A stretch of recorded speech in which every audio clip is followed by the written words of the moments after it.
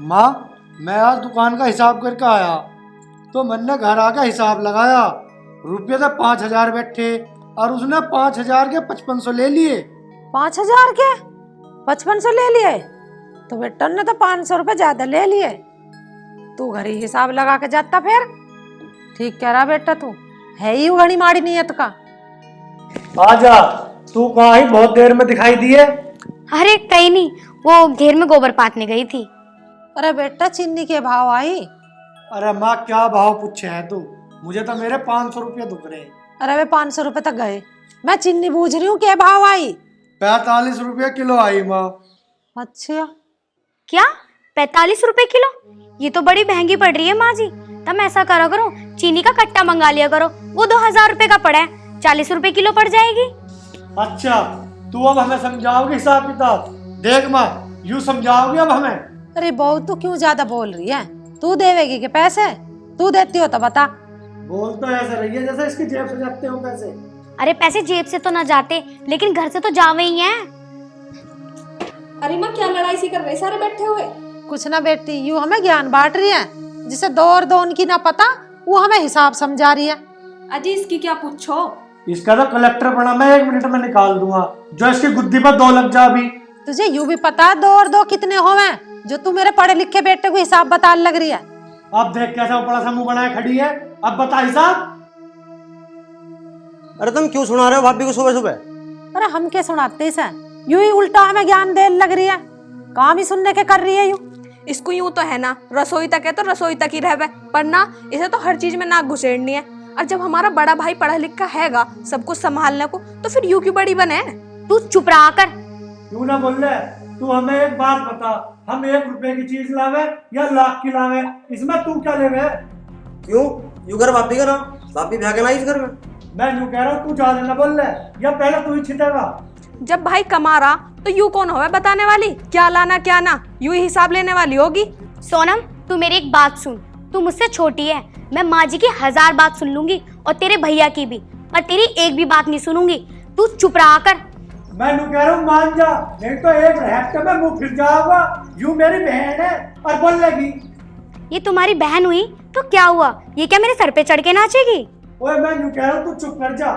वैसे एक बात बोलूं भाई, पड़ोसियों की बहू जाके देख काबू में रह। मैं तेरे पे तेरी लुगाई काबू में रखी जाती। काबू काबू तो यूं एक हफ्ते ही आ जाओगी। अरे तुम भाभी के जुम्मे क्यों हो रहे हो? भाभी तो बेचारी काबू में ही है। तो मुझे यूं बता, तू इसकी इतनी होड़ क्यों लेवे?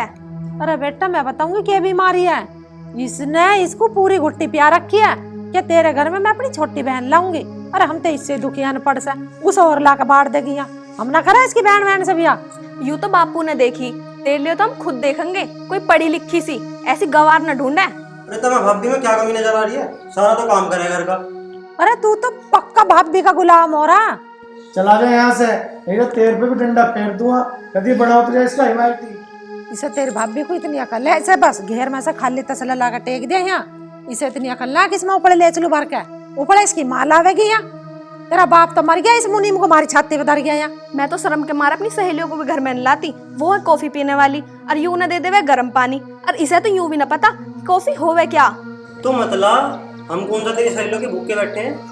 यूं भी भाभी का पूरा चमचा हो रहा, बिल्कुल इसकी तरह ही बनेगा। पढ़ने लिखने में तो इसका बिल्कुल भी ध्यान ना, बस पूरे दिन अपनी भाभी के पीछे घूमे जावे। लाओ भाभी तुम्हारा पानी भर दूं, लाओ भाभी तुम्हारे लिए खाना ले आऊं, भाभी भाभी भाभी, बस पूरा दिन भाभी भाभी करे जा। सोनम, मैं अनपढ़ बेशक हूँ, पर मुझे दुनियादारी की सब समझ है। और तुझे भी अगले घर जाना, क्या पता तुझे तेरा परिवार ज्यादा पढ़ा लिखा मिल जाए, तुझे वहाँ अनपढ़ी कहा जाएगा। और तुम सबको मुझसे इतनी दिक्कत है ना, तो तुम्हें पहले देखना चाहिए था, जब तुम सबने अपने भैया से मेरा ब्याह करवाया। परसों मैंने इस गवार में यूं कही कि मेरे लिए फ्रेंच फ्राइज बना दे, आलू में पकौड़ी तार लाई। और तो सब छोड़ो भाई, एक दिन मैं पिज्जा लेके आई तो यूं कह रही कि रोटी सी पे सब्जी सी कैसे धरी है।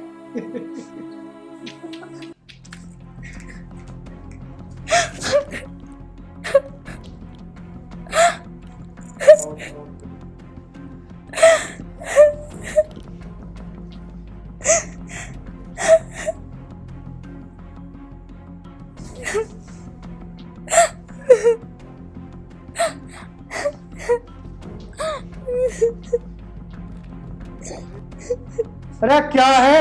अब पड़ी हुई रोती रहेगी। जब जावे एक गिलास पानी लिया मेरे लियो।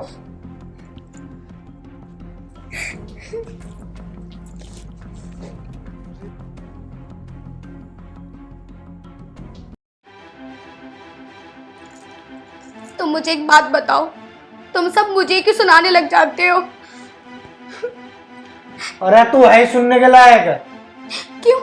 ऐसा क्या कर दिया मैंने?